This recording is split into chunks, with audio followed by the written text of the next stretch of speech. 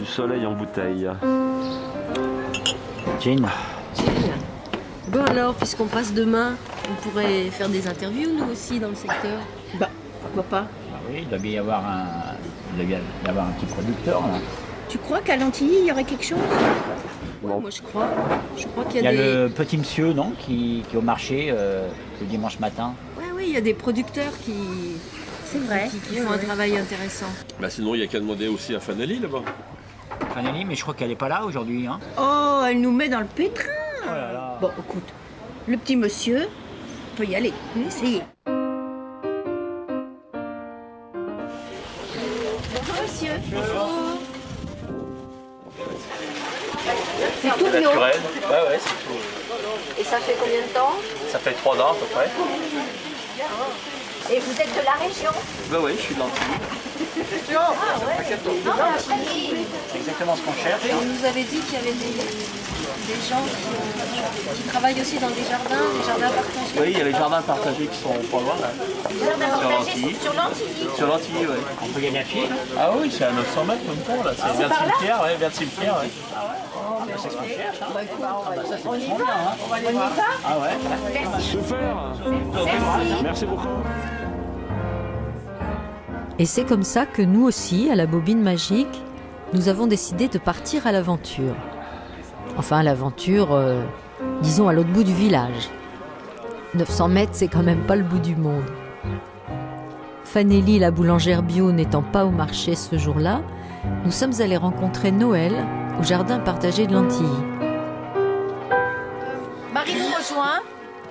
Ouais, je pense que ça devrait être par là. Ouais, d'après ses indications, c'était par là. Hein. Bah, j'espère qu'ils sont là. Qu'on fasse pas chou blanc, hein. Ah ouais, oui, c'est vrai. Hein. Allez, On y va.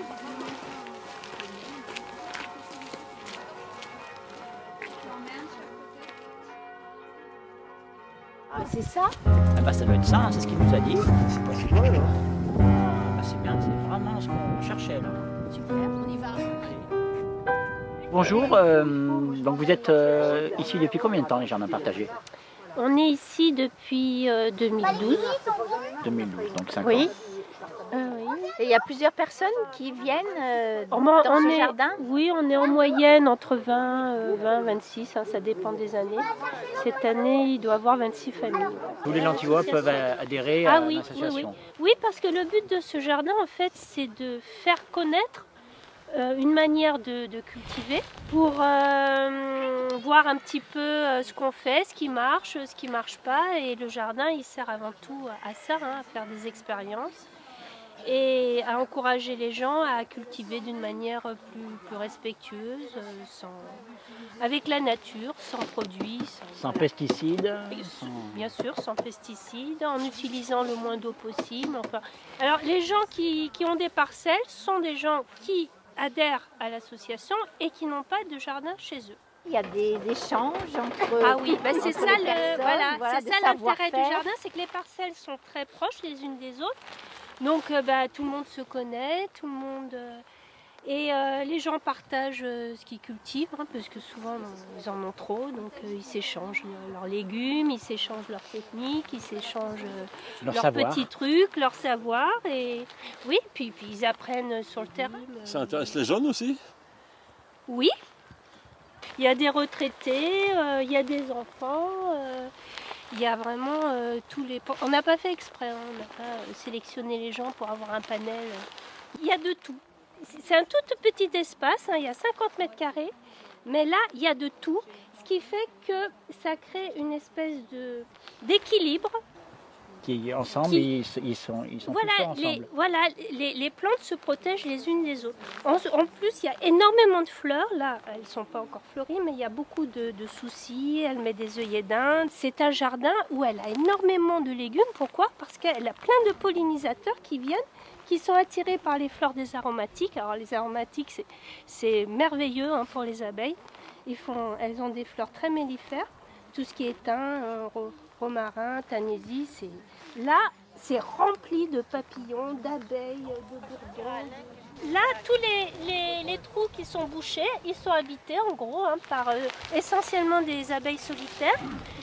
Et ce sont les jeunes abeilles femelles, hein, qui sont en formation là-dedans. Et dans pas longtemps, dès qu'il va faire beau, eh ben, il y a une armée d'abeilles mâles, des bourdons surtout, qui vont venir, qui vont tourner là autour et qui viennent pour féconder les abeilles femelles qui sortent des œufs en fait. Elles sont toutes jeunes. Et sinon, il y a aussi plein de petites bêtes autour, hein, mais ce qui nous intéresse avant tout, ce sont les abeilles solitaires. Qui vont polliniser. Qui vont polliniser le jardin. Ça sert aussi beaucoup aux enfants, aux classes, aux gens. Quand ils viennent, les enfants voient les abeilles. En été, ils se mettent là, ils les voient. Elles tournent, elles rentrent, elles sortent, elles vont pondre. Et c'est un moyen pour les avoir. Donc il y a beaucoup de classes qui viennent ici alors. Oui, il y a les classes des deux écoles, hein, Jeanne d'Arc et Nantilly, qui vont revenir au printemps. Ils sont venus cet hiver. Et quand ils vont revenir au printemps, ça va être une explosion de fleurs. Et je pense que Ça va être magique. ça va. Ouais, alors ça, c'est notre petite mare. Hein. Bon, elle a été faite, hein, elle n'est pas naturelle. Mais elle nous amène toutes sortes d'autres animaux, hein, comme les grenouilles. On a eu des tritons aussi. Et c'est là qu'on trouve les libellules, c'est là qu'on trouve des plantes aquatiques. Et tout est venu naturellement, on n'a rien à C'est vrai que c'est bien. Ça nourrit les oiseaux, mais ça nous nourrit aussi. C'est un des fruits les plus riches en vitamine C. Tu nous mets pas les graines dans le dos, s'il te plaît. Hein. Non, c'est bon. Donc c'est le rosier sauvage, il a poussé tout seul. Hein. Et ça, on peut faire des tisanes, il y a des gens qui font des gelées avec. Et surtout, on les laisse pour les animaux aussi. Donc ces jardins commencent à porter ses fruits, du coup. Ben oui, ça commence à porter ses fruits, parce que les arbres ont maintenant 5 ans. Et c'est maintenant qu'ils commencent à fructifier. On commence à avoir des prunes là, depuis l'année dernière.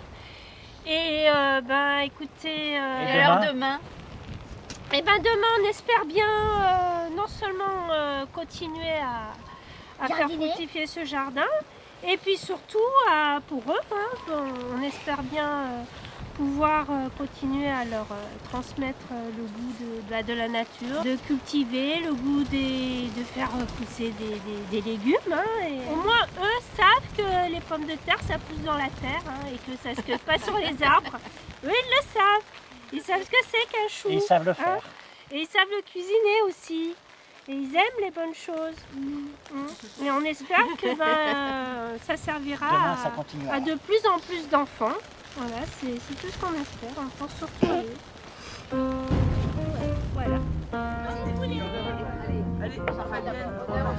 Allez, venez, il fait plus chaud quand on est dans. Moi, je suis dernier. À gauche, à droite.